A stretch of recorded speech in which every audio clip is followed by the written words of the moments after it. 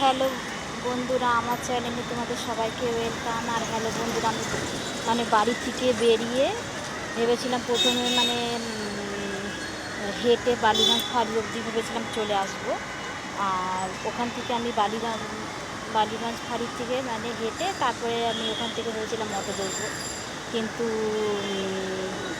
আমার দাদা ভাই বলেছিল যে বাসে চলে যাও। আর বাসে যাইনি। আর ওই একবারে দেখলাম যে আমাদের ওখান থেকে না, আমার বাড়ি হচ্ছে কলকাতা, দুষ্টু বইয়ের বাড়ি। আমি ওই কাছাকাছি ওখানে আমি দেখলাম যে অটো পেয়ে গেছে, আর বাস বাস ধরলাম না। ওই বাড়ির কাছ থেকে অটো পেয়ে গেছে। ওখান থেকে অটো করে বালিগঞ্জ ফাঁড়িতে নামলাম। আর বালিগঞ্জ ফাঁড়ির থেকে আবার অটো ধরে হাজরাতে এলাম। তোমার দাদাভাইয়ের দোকানে এসেছি, একটু দরকার আছে কাজের জন্যই এসেছি। তোমার দাদাভাই হাজরাতে কাজ করে। আর তো তোমার দাদাভাই সকালে বেরিয়ে গেছে। সকালে ভাত নিয়ে যায়। আর আজকে তোমার দাদাভাই ভাতটা হয়ে গেছিলো, তরকারিটা হয়নি। তোমার দাদাভাই বলছে রাস্তাঘাট জাম হবে, আমাকে বলেনি কালকে যে একটু তাড়াতাড়ি আমাকে রান্নাটা করে দেবে। এবার আমার আজকে তরকারিটা করতে দেরি, অন্য সময় 9টার একটু পরে বেরোয়। এবার তোমার দাদাভাই বলছে না, আমাকে এখনই দিয়ে দাও, চলে যাবো। হয়নি তরকারিটা। এখন কেন দেখুন, আমার তো সেই হাজরাতে আসতেই হবে। আমি একবারে ওই তোমার দাদার জন্য তরকারিটা খালি নিয়ে চলে এসেছি। আর টিফিন বক্সে নিয়ে চলে এসছে। তোমার দাদাভাই ভাত নিয়ে এসছে, বলছিল তরকারি কিনে দেবে। বলছে না, আবার টাকা নিয়েই আসবো, তো যখন এখান থেকে তরকারিটা নিয়েই যাই কিনে। টিফিন বক্সে নিয়ে চলে যায় একবারে। আর হ্যালো বন্ধুরা, আজকে তোমার কিছু কথা শেয়ার করতে চাই। হ্যালো বন্ধুরা, আমি বলছি তোমার দাদাভাই যেখানে যে এই হাজারিতে কাজ করে, ছোটোবেলার থেকেই করছে। তোমার দাদাভাই বাড়ির অভাবের জন্য সেভাবে পড়াশোনা অতটা শিখতে পারিনি, যার জন্য ভালো জায়গায় কাজও পাইনি। তোমার দাদাভাই পড়াশোনা করলে হয়তো ভালো কাজ পেত। আর হ্যালো বন্ধুরা, তোমার দাদাভাই ছোটোবেলায় কাপড়ের দোকানে কাজ করে। সেরকম মায়না তো পায় না। বিয়ে যখন করে এসে তোমার দাদাভাই 1500 টাকা পেত। বিয়ে করে এসেছি তখনও 1500 টাকাই পেত। ওই আজকালের দিনে ভালো, ওই 1500 টাকা দিয়ে সংসার চালানো কী কষ্ট। তখন একই সংসারে সবার সাথে একসাথেই থাকতাম। ওই একসাথে থাকতাম, যেরকম সবার কথাও শুনেছি। সে যার বরে মায়না কম, তো তাকে তো শুনতেই হবে। সেই দিনগুলো আমার কষ্টের দিন গেছে। খুব কষ্ট, সে জায়গায় আমার খুব কষ্টের দিন গেছে। এই জিনিসটা আমিই উপভোগ করেছি। যারা উপভোগ করেছে তারাও এই ব্যাপারটা বুঝবে, কষ্টটা। আর হ্যালো বন্ধুরা, এখনও কষ্ট করছি, এখনও যে কষ্ট করছি না তা না।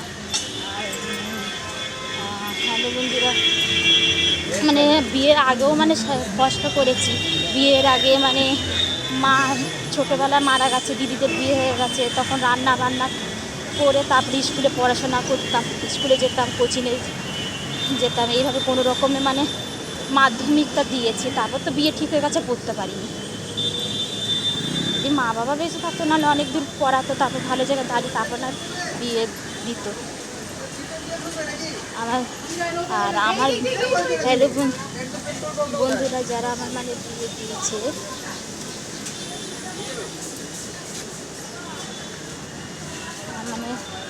যারা আমার বিয়ে দিয়েছে তারা তো বিয়ে ঠিক করেছে। আমি তো নিজে করিনি বিয়ে। দেখে শুনেই ঠিক করে দিয়ে দিয়েছে। তারাও আমাকে অনেক কথা শুনেছে, যারা দিয়েছে তাদের কাছেও শুনেছে অনেক কথা।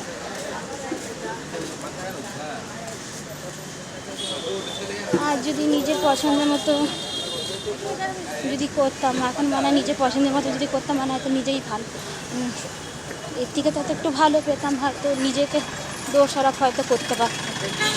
কিন্তু তারা বিয়ে দিয়েছে, তারা যখন বলে সেটা বেশি কষ্ট লাগে।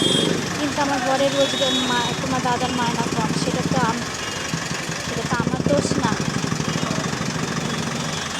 আমাকে শুনতে হয়। কিন্তু তোমার দাদাভাই যদি কী বলে যারা পড়াশোনা করেনি তাদেরও তো কাজ, আর তোমার দাদাভাই যদি চেষ্টা করতো ঠিক হয় তো ভালো করতো, ভালো মানে তাও মানে মোটামুটি কাজটা তো পেতো। তোমার দাদাভাইয়েরও চেষ্টা ছিল না, আর এখন তো হবে না, বয়স তো হয়েই এসছে। আর আমি কাজ তোমাকে তো বলেছি এই যে টেলারের কাজ এসব করতাম, সেরকম মায়না কমের জন্য আমি ছেড়েও দিয়েছি। আর আমি মানে এই যে ভিডিও মানে ইনস্টাগ্রামে ভিডিও বা ফেসবুকে ভিডিও বানাই, ইউটিউবেও বানাই। মানে তোমরা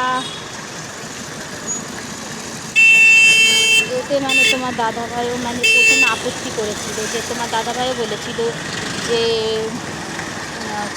অনেক কিছু শুনতেও হয়েছে, গালিগালাজও করেছিল। পরে লাস্টে বলছে না, তুমি তোমার যখন গুণ আছে তুমি এটা চেষ্টা করো।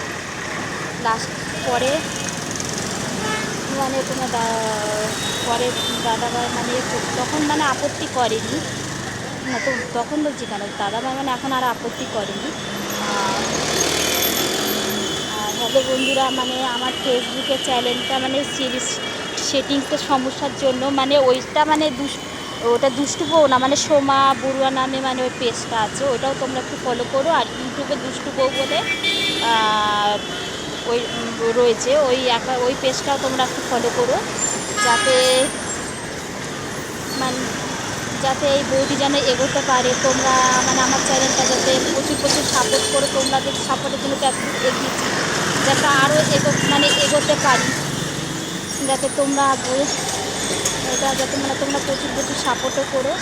আর হ্যালো বন্ধুরা, আমি সারাটা জীবন কষ্ট করেছি, যে লোকে বলে যে অনেকজন মই শুনি যে মানে যারা আগে মানে কষ্ট করলে একদিন না একদিন সুখ পাওয়া যায়। আমার মনে হয় না আমার কপালে সুখ আছে, আমি যদি লোকের জন্য করেছি, কিন্তু কোনোদিনও লোকে উপকার করি, কিন্তু তারা উপকারটা ভুলে যায়, তারা বেইমানি করে পরক্ষণে। কিন্তু তাও বলি ঠাকুরের কাছে, তো তাও তোরা ভালো থাক একদিন। আর পৃথিবীতে মানুষ যখন জন্ম হয়েছে একদিন না একদিন তো মানুষের মৃত্যু হবে। কিন্তু যে কদিন পৃথিবীতে বেঁচে রয়েছি শত্রুতা বাড়িয়ে তো লাভ নেই, ঠাকুরকে বলি।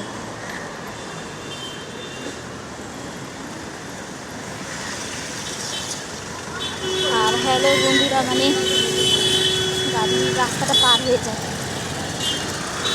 আর হ্যালো বন্ধুরা, মানে আর আমি সরকার ঠাকুর কাছে বলি যে আমি এত মানুষের উপকার করি, কিন্তু আমার কিন্তু ভালো হয় না, লোকেরই ভালো। তা উপকার করে যে বলতে নেই সেটা জানি, কিন্তু কোনোদিন আমার মানে ভালো হবেই না।